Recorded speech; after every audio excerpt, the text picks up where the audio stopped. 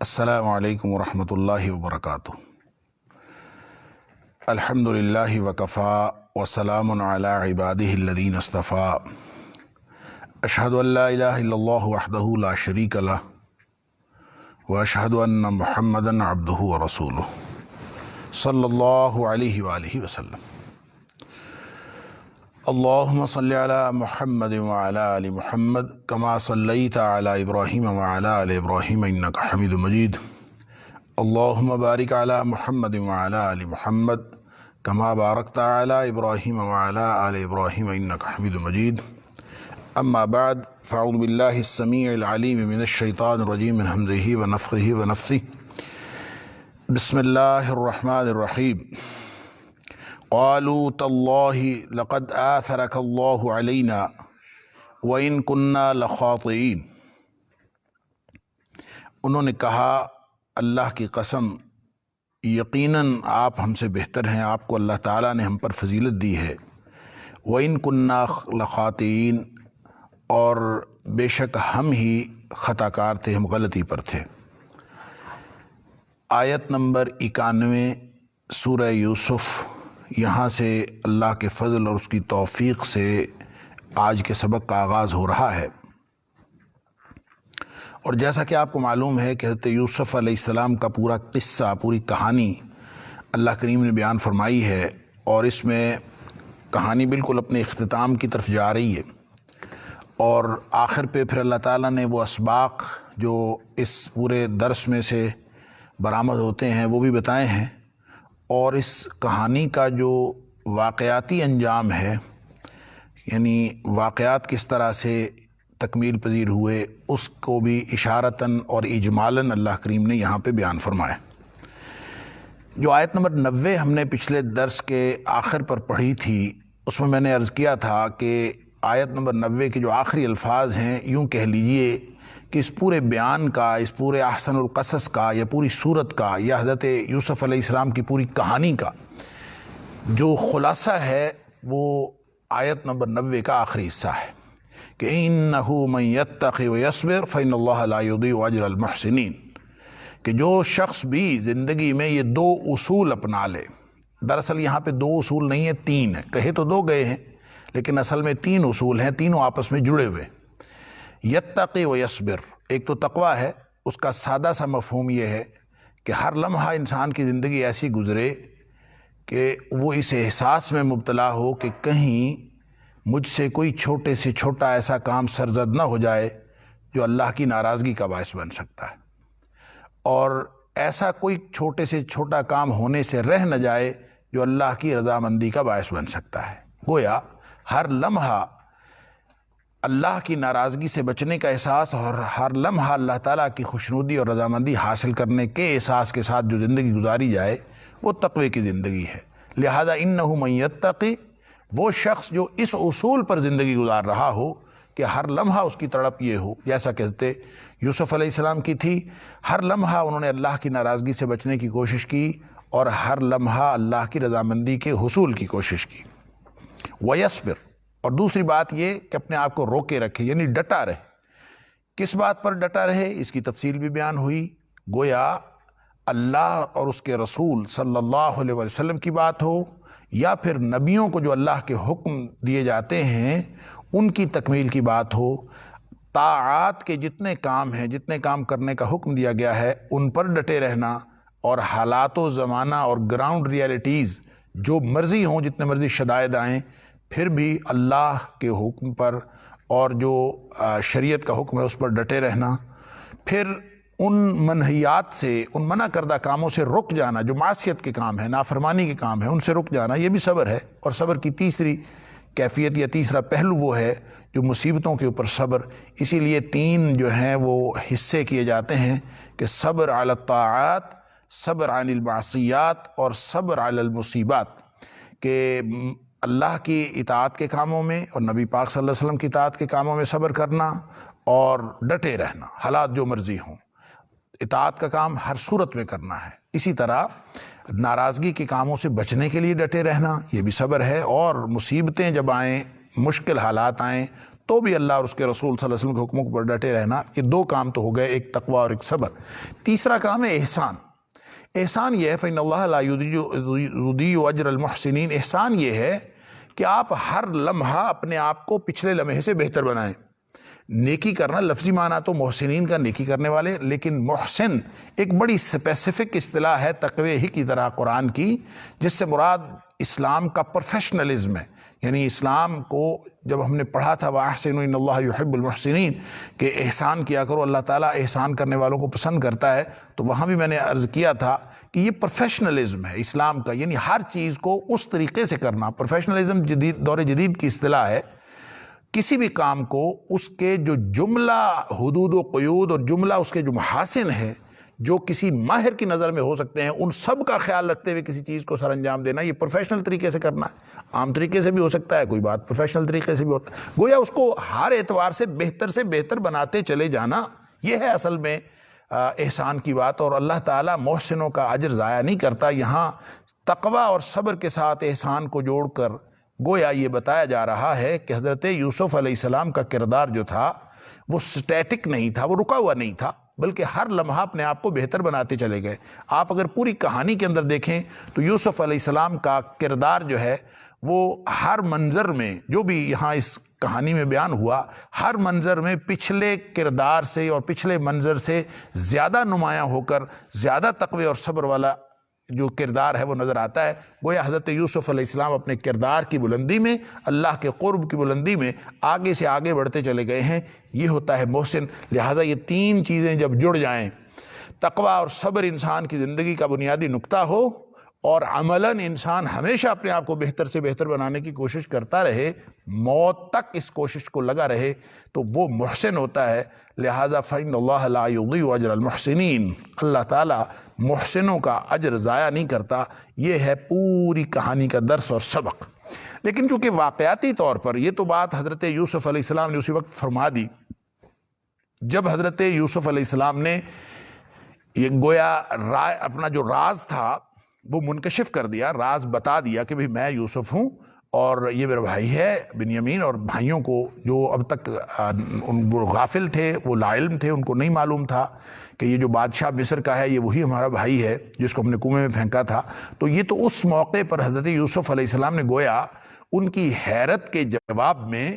کہ ہاں میں ہی یوسف ہوں، کنویں میں پھینک دیا جانا والا یوسف، آج بادشاہ بن کے بیٹھا ہوں مصر کا، تو اس کے جواب میں پورا کلیہ قاعدہ بتا دیا اور اس پوری کہانی کا خلاصہ بتا دیا۔ لیکن واقعاتی طور پر تھوڑا سا سیکوینس آگے چلتا ہے، اور پھر اس کے بعد چند کنکلیوڈنگ ریمارکس گویا اس صورت کے جو اللہ کریم نے چند اسباق پھر بتائے ہیں، اور یوں یہ صورت اپنے تکمیل پذیر ہوتی ہے۔ فرمایا قالوا تاللہ، اب بھائیوں نے جب یہ ساری بات سنی کہ جناب کنویں سے نکلنے والا، کنویں میں ہم نے جس کو پھینکا تھا وہ آج بادشاہ بنا بیٹھا ہے، اور پھر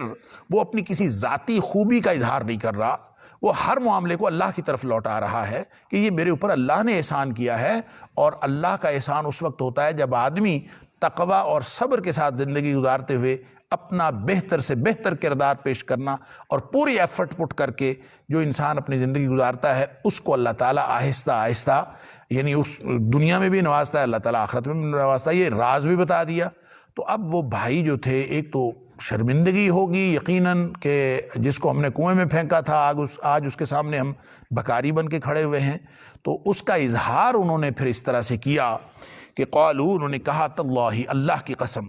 کی قسم اٹھا کے کہا، یعنی بالتیقن بات کی، کیا لقد آثرک اللہ علینا، حقیقی بات یہ ہے آثرک اللہ، اللہ نے فضیلت دی ہے آپ کو، علینا، ہمارے اوپر۔ یہ جو آثارہ ہے یہ وہی ہے، آثارہ یوثر ایثار، جو ہم اردو میں بھی استعمال کرتے ہیں، ایثار۔ ایثار کا مطلب عام طور پہ دوسرے کو اپنے اوپر ترجیح دینا ہے۔ قرآن میں یہ جگہ جگہ لفظ استعمال ہوا ہے، وَيُؤْثِرُونَ عَلَىٰ أَنفُسِهِمْ وَلَوْ كَانَ بِهِمْ خَصَاصَةٌ، کہ وہ اپنے اوپر دوسروں کو ترجیح دیتے ہیں چاہے وہ خود جتنی مرضی بھوک اور تنگی میں ہوں۔ لیکن یہ یعنی اللہ تعالیٰ نے اہل ایمان کی یہ صفت بیان کی ہے۔ لیکن آثارہ کا معنی جب یہ خاص طور پر کسی شخصیت کے ساتھ منسلک کر کے دیا جائے، جیسے آثارہ کا، تو اس کا اہل لغت نے لکھا ہے، اس کا مطلب یہ ہوتا ہے آثرتو کا ای فضلتو کا، یا پھر لکھا ہے اختارہ وفضلہ، یعنی آثرہ کا معنی یہ ہوتا ہے۔ تو یہ لسان العرب میں ابن منظور نے یہ بات لکھی ہے اور دیگر صاحب سب نے۔ تو آثرہ کا معنی یہاں ترجیح دینا بھی ہو سکتا ہے کہ ایک کو دوسرے پر ترجیح دینا جو معروف معنوں میں ہے، اور دوسرا معنی ہے فضلہ، اس کو فضیلت دینا۔ تو اب یہ وہی بھائی ہیں جو اعتراف کر رہے ہیں گویا کہ لقد یقیناً آثرک اللہ علینا، آپ کو اللہ نے فضیلت دی ہے ہمارے اوپر، یعنی یہ صرف ترجیح کی بات نہیں ہے، اللہ نے آپ کو واقعی فضیلت دی ہے۔ یہ وہ بھائی ہیں جو کچھ عرصہ پہلے اپنے والد صاحب کے بارے میں یہ پلاننگ کر رہے تھے کہ لَيُوسُفُ وَأَخُوهُ أَحَبُّ إِلَىٰ أَبِينَا مِنَّا وَنَحْنُ عُصْبَةٌ، کہ یہ کیا وجہ ہے کہ یوسف علیہ السلام اور اس کا بھائی ہمارے والد صاحب کو زیادہ پیارے ہیں، حالانکہ ہم ایک پورا جتھا ہیں، پوری جماعت ہیں، ہمارے پاس طاقت ہے، ہمارے پاس خوبیاں ہیں، ہم طاقتور ہیں، ہم تو طاقت کے اظہار کا ذریعہ ہیں، لیکن ہم پورے جتھا ہونے کے باوجود وہ جو چھوٹے بھائی ہیں ان کے ساتھ والد صاحب کا رویہ اور ہے۔ یعنی جن لوگوں کو اس وقت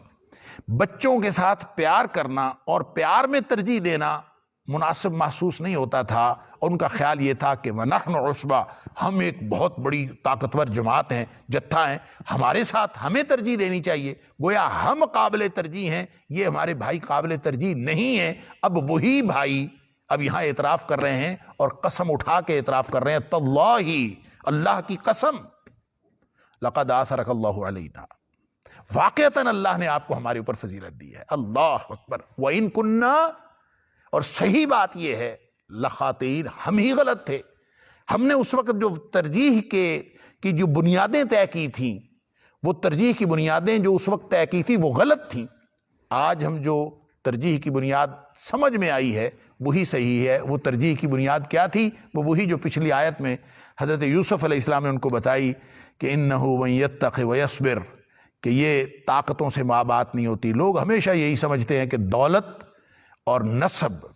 کہ کوئی آدمی کس خاندان سے ہے اور کس کے پاس کتنی دولت ہے، شاید وجہ ترجیح یہ ہوتا ہے۔ اللہ اکبر۔ سورہ بقرہ میں ہم نے پڑھا بنی اسرائیلیوں نے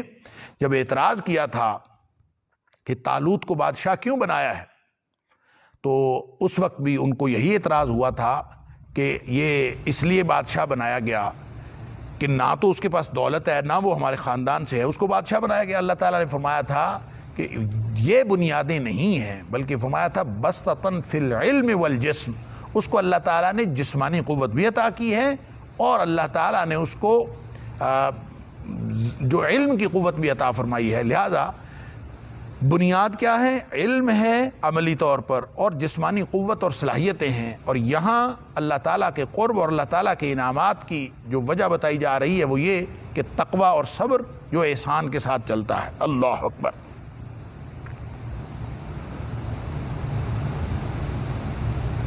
وَإِن كُنَّا لَخَاطِئِينَ، اب اپنی خطا کا وہ اعتراف کر رہے ہیں کہ جناب ہم غلط تھے، ہم سے غلطی ہوئی ہے، اور ویسے آپ ہی قابل ترجیح ہیں، آپ ہی فضیلت کے قابل ہیں، اور اللہ تعالیٰ نے جو آپ کو ہمارے اوپر فضیلت دی ہے ہم سب کے اوپر وہ واقعتاً صحیح تھی، اب اس کا اعتراف کر لیا۔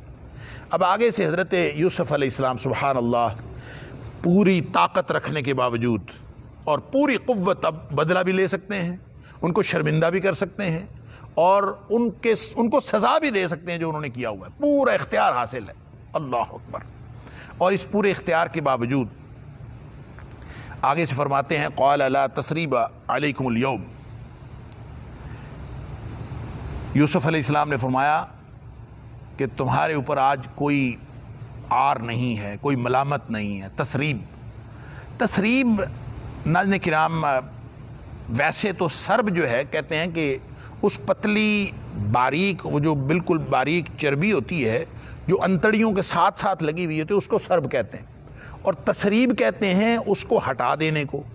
اور یہ بڑا باریک کام ہے، بڑا مشکل کام ہے، اس کو مشکل سے اس سے ہٹایا جاتا ہے، زائل کیا جاتا ہے۔ لیکن جب تثریب کے ساتھ اعلیٰ آتا ہے تو اہل لغت نے لکھا ہے، علامہ زبیدی نے تاج العروض کے اندر بھی، اور علامہ راغب اصفہانی نے بھی، اور دیگر جو اہل لغت ہیں انہوں نے لکھا ہے کہ یہ جب اس کے ساتھ اعلیٰ آتا ہے، تثریب کے ساتھ اعلیٰ آتا ہے، تو پھر اس کا معنی ہوتا ہے ملامت کوئی نہیں ہے، عار کوئی نہیں ہے۔ تسریب اعلیٰ کا معنی ہوتا ہے غلطی پر عار دلانا، یا پھر ملامت کرنا، یا پھر سرزنش کرنا، یا زجر و توبیخ کرنا، ڈانٹنا۔ تو گویا تسریب اعلیٰ، اب حضرت یوسف علیہ السلام فرما رہے ہیں قالت لا تثریب علیکم اليوم، آج تمہارے اوپر کوئی تثریب نہیں ہے۔ تو تثریب اعلیٰ کے ساتھ آئی تو کیا مطلب کہ سزا تو دور کی بات ہے، تمہاری کسی غلطی پر تمہیں ڈانٹا بھی نہیں جائے گا، تمہیں زجر و توبیخ بھی نہیں کی جائے گی، تمہیں سرزنش بھی نہیں کی جائے گی، تمہیں ملامت بھی نہیں کی جائے گی، تمہیں عار بھی نہیں دلائی جائے گی، یہ بھی نہیں کہا جائے گا کہ دیکھو تم کیا کرتے رہے۔ تمہاری غلطی کا تمہیں احساس دلانے کے لیے بھی اس کا ذکر نہیں کیا جائے گا۔ لا تثریب علیکم اليوم، کوئی عار بھی نہیں ہے، ڈانٹ بھی نہیں، سزا تو دور کی بات ہے۔ یعنی یہ اتنے اخلاق کریمانہ اور اتنے بڑے کردار کی عظمت کا جو اظہار ہو رہا ہے حضرت یوسف علیہ السلام کی طرف سے، کہ وہی ظالم جنہوں نے کنویں میں پھینکا تھا اور اپنی طرف سے ختم کر دیا تھا، وہ اب بکاری بن کے سامنے کھڑے ہیں، اور یوسف علیہ السلام فرما رہے ہیں لا تثریب علیکم اليوم، کہ تمہارے اوپر آج کوئی ملامت اور عار بھی نہیں ہے، سزا تو دور کی بات۔ یغفر اللہ لکم، اللہ تمہاری بخشش کرے، اللہ دعا دے رہے ہیں، یغفر اللہ، بخش دے گا اللہ، لکم تمہیں، اللہ تمہاری مغفرت کرے گا۔ اور گویا یہ دعا دی ہے ان کو، وہو ارحم الراحمین، اور وہ اللہ تمام رحم کرنے والوں میں سے سب سے بڑا مہربان وہی ہے، سب سے زیادہ رحم کرنے والا وہی ہے۔ لہٰذا تردد نہیں کیا اس میں کہ بھائیوں سے پہلے بات چیت ہو، ان سے پہلے تفصیل بتائی جائے، پہلے ان سے صفائی لی جائے کہ بتاؤ تم نے کس وجہ سے کیا تھا۔ اللہ اکبر، یعنی یہ بات ایک دفعہ تو پہلے کہہ دی تھی کہ اذا انتم جاہلون، کہ جب تم نادان تھے اس وقت تم نے کیا تھا۔ اب خود ہی یہاں پہ ان کو معافی دے دی ہے، اور معافی بھی ایسی کہتے ہیں ساتھ میں اللہ سے بھی دعا کرتا ہوں کہ اللہ تعالیٰ بھی تمہیں معاف کر دے، اور یہ گویا معاملہ اسی وقت رفع دہا ہو گیا۔ اس سے ایک بات سمجھ آتی ہے کہ نبیوں کا جو کردار ہے وہ یہ نہیں ہوتا کہ پہلے، یہ ہم عام طور پہ کہتے ہیں کہ پہلے صفائی، تو معاملہ کلیئر تو ہونا چاہیے، تاریخ کا ریکارڈ درست کریں۔ نہیں، جس کے ساتھ جھگڑا ہوتا ہے اور جھگڑا ہو جاتا ہے کسی وجہ سے، حالانکہ تعلق کی بنیاد کوئی اور ہے، بھائی ہیں، رشتہ دار ہیں، وَلَا تَنْسَوُا الْفَضْلَ بَيْنَكُمْ، اللہ تعالیٰ سورہ بقرہ میں فرماتا ہے آپس میں کبھی بھی آپس میں مہربانی کرنا نہ بھولا کرو۔ گویا جب دینا ہو کسی کو تو اس وقت زیادہ ہی تولنا زیادہ اچھا ہے، زیادہ گننا زیادہ اچھا ہے، یعنی اس وقت کیلکولیٹ کر کے ایکوریٹ بالکل حساب کتاب برابر کرنا یہ درست نہیں ہے۔ تو یہاں معافی دیتے وقت اور معاملہ کلیئر کرتے وقت قطعاً واقعاتی طور پر کوئی صفائی نہیں مانگی گئی، کسی طرح کی وضاحت نہیں مانگی گئی کہ بتاؤ تو اس وقت کیوں کیا تھا، کیسے کیا تھا، پہلے بتا تو دو، کلیئر تو ہو جائے پھر دیکھیں گے۔ نہیں، لا تثریب علیکم اليوم، ملامت بھی کوئی نہیں ہے۔ جتنی باتیں کریں گے اتنے زیادہ وہ شرمندہ ہوں گے، لہٰذا ان کو شرمندہ نہیں کیا، عار بھی نہیں دلائی، ملامت بھی نہیں کی، ڈانٹا بھی نہیں، کچھ بھی نہیں، ذکر ہی کوئی نہیں، ختم، بات ختم ہو گئی۔ اللہ اکبر، ساتھ اللہ سے دعا کر رہے ہیں یغفر اللہ لکم۔ اب یہ دیکھیں، یہ کردار کی عظمت کی باتیں ہیں اور یہ ایمان کی باتیں ہیں۔ نبی اکرم صلی اللہ علیہ وسلم فرماتے ہیں کہ ما زاد اللہ عبدا بعفو الا عزا، جب آدمی کوئی کسی کو معاف کرتا ہے نا، ایک چیز میں اضافہ ہوتا ہے، اور وہ چیز جس میں اضافہ ہوتا ہے وہ کیا ہے؟ وہ عزت ہے۔ سبحان اللہ، معاف کرنے سے اللہ تعالیٰ عزت ہی میں اضافہ کرتا ہے اور کسی چیز میں اضافہ نہیں ہوتا۔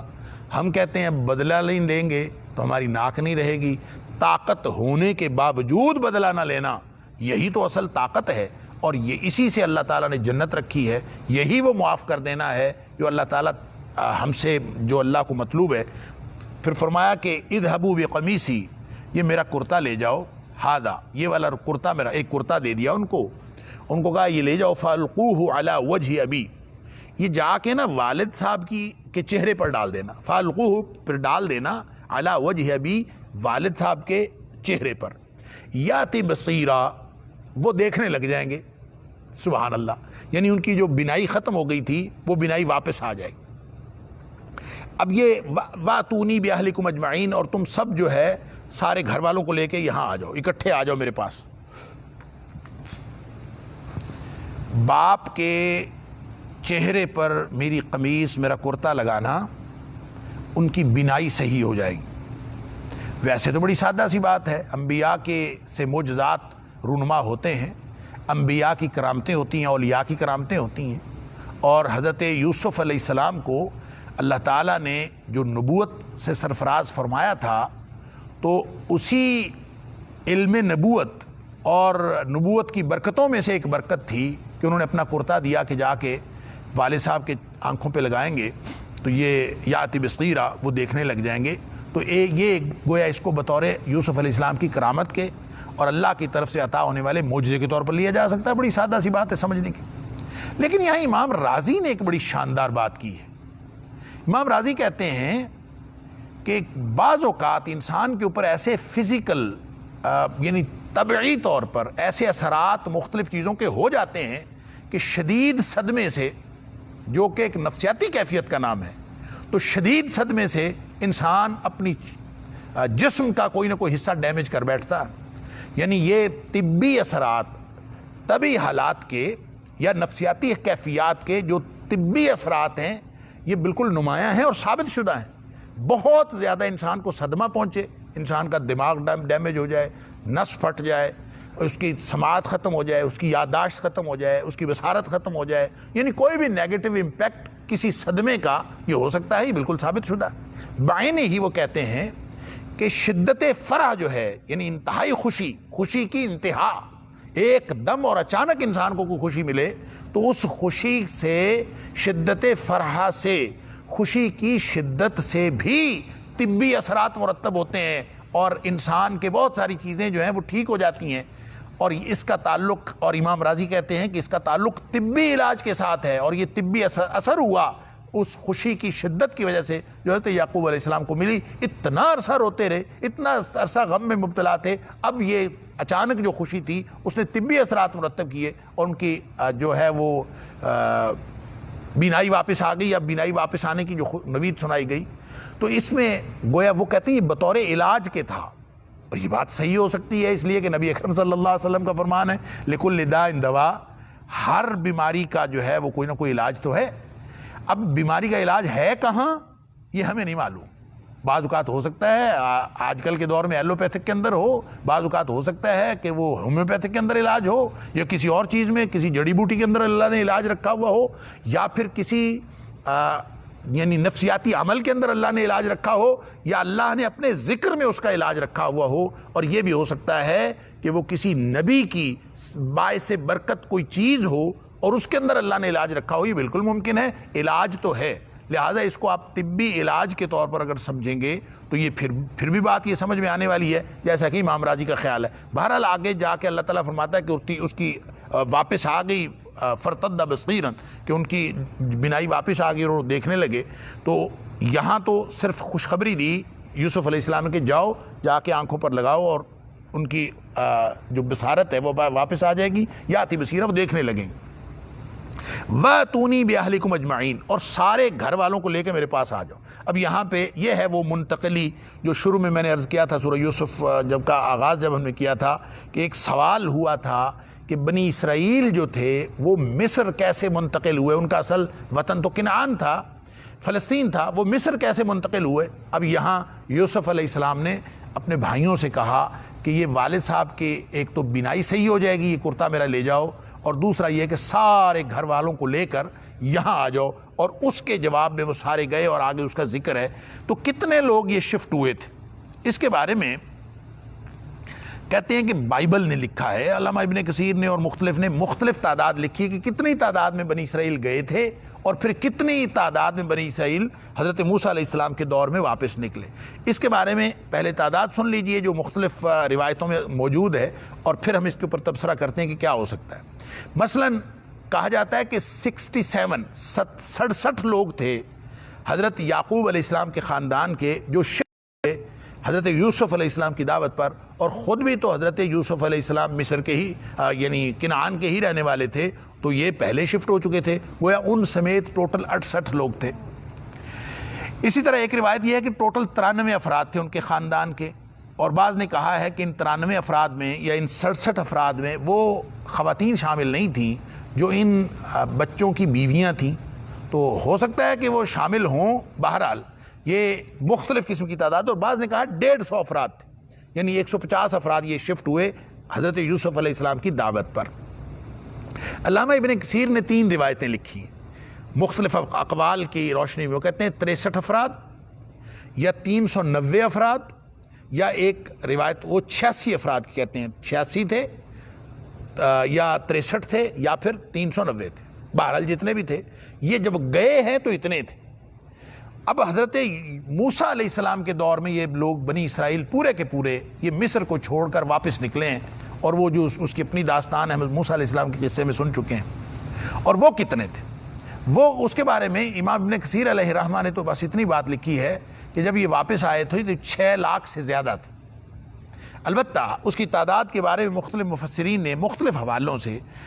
مختلف تعداد لکھی ہے. مثلا ایک تعداد لکھی گئی کہ 6,90,000 تھی، یہ امام ابن کثیر کے اس قول کے مطابق لگتی ہے کہ 6 لاکھ سے اوپر تھے.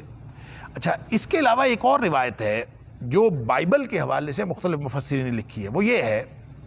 کہ جب یہ لوگ واپس آئے ہیں بنی اسرائیل حضرت موسیٰ علیہ السلام کے ساتھ مصر سے نکلے ہیں، تو ان کی تعداد تھی، کتنی تھی ٹوٹل یہ نہیں پتا. وہ کہتے ہیں صرف جنگجو افراد جو تھے، جو جنگ لڑنے والے، جو یعنی قوت والے مرد تھے جو جنگ میں کام آ سکتے تھے، ان کی تعداد 6,03,350 تھی. یعنی یہ جو 6 لاکھ سے اوپر تھے یہ صرف جنگجو مرد تھے، باقی اس کے علاوہ تھے لوگ. تو پھر اس سے لوگوں نے حساب لگایا کہ اگر جس قوم میں صرف جنگجو مردوں کی تعداد اتنی ہو،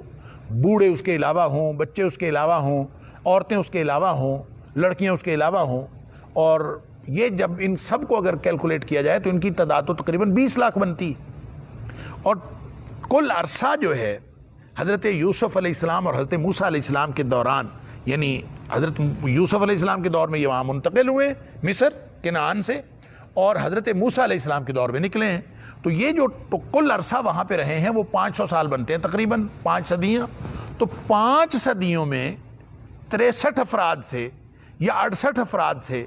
یا 390 زیادہ سے زیادہ کہہ لیجئے، یا عام طور پہ جو روایت ہے 150 افراد سے، لوگوں کی نسل بڑھتے بڑھتے 500 سال میں 20 لاکھ تک پہنچ جائے، یہ بعید از قیاس ہے. یہ بات سمجھنے کی نہیں ہے کہ 500 سال میں 63 افراد جو ہیں وہ 20 لاکھ تک پہنچ جائیں، ان کی نسل تناسل کے ذریعے سے بڑھتی بڑھتی اس قدر بڑھ جائے، یہ ممکن نہیں لگتا. اور جو بھی ہماری جو طبی آبادی کی جو کیلکولیشنز ہیں اس کے حوالے سے ممکن نہیں. پھر اس کے اوپر تبصرہ اور تطبیق یہ ہے جس کی تصدیق ہوتی ہے بائبل کے مختلف حوالوں سے بھی، اور جو مفسرین نے مختلف اقوال نقل کیے ہیں تاریخی اقوال، اس سے جو بات سمجھ میں آتی ہے وہ یہ کہ بنی اسرائیل جو گئے تھے کنعان سے مصر کی طرف یہاں اس دعوت پر، حضرت یوسف علیہ السلام کی دعوت پر، وہ تو خالص یعقوب علیہ السلام کی خاندان کے لوگ تھے، چاہے وہ 67 تھے، چاہے وہ 86 تھے، چاہے وہ 93 تھے، چاہے وہ 150 تھے، وہ جتنے بھی تھے، یا 390 تھے، وہ سارے کے سارے وہ تھے جو خالص اس خاندان کے، حضرت یعقوب علیہ السلام کے خاندان کے لوگ تھے. لیکن وہاں جا کے ان کے ایک تو نسل بڑھی، نسل بڑھنے کے ساتھ ساتھ جب یہ بادشاہ تھے حضرت یوسف علیہ السلام، اور پھر اس کے بعد یہ بادشاہ ایک عرصہ تک بنی اسرائیل کے پاس رہی، تو جو لوگ بہت سارے مقامی آبادیوں نے بھی اسلام قبول کیا اور وہ اسلام میں شامل ہوتے رہے. لوگوں نے، مقامی آبادی قبطیوں نے، ہر اس شخص کو جس نے بھی اسلام قبول کیا اور بنی اسرائیل جیسا طرز زندگی اختیار کر لیا اسلام قبول کرنے کے بعد، تو مقامی آبادیوں نے ان کو بھی بنی اسرائیلیوں میں شامل کیا. لہذا بنی اسرائیل وہاں سے نکلے حضرت موسیٰ علیہ السلام کے دور میں، تو تھے جو نسل کہ ان کے ساتھ ایسے لوگ بھی شامل تھے جو بعد میں اسلام لائے اور بنی اسرائیلیوں کے ساتھ انہوں نے اسی طرح کی گزر اوقات اور اسی طرح کا طرز زندگی اختیار کر لیا، اور مقامی آبادی نے ان کو بھی بنی اسرائیل میں گننا شروع کر دیا اور وہ بنی اسرائیلی شمار ہوئے. ان کے ساتھ بھی انہوں نے اسی طرح دشمنی کی جس طرح انہوں نے بنی اسرائیل نسلاً بنی اسرائیل کے ساتھ.